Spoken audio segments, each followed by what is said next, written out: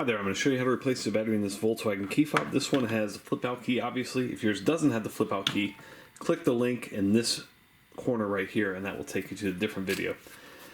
You're going to need one of the 2025 batteries. You're also going to need a small flat tip screwdriver about this size. And this part's optional, kind of a medium sized screwdriver. So what you want to do is flick out your key and then you can just push this up with your thumbs. It's going to be pretty difficult, as you can see. But that's where I would recommend using the screwdriver if your thumbs aren't strong enough. Or if it's really, sometimes these really get caked on here pretty tight. Then you want to take your small screwdriver and this will fling out pretty aggressively. Take out your old one, your new one goes in positive side facing up. You can test it right here, make sure you got your red light.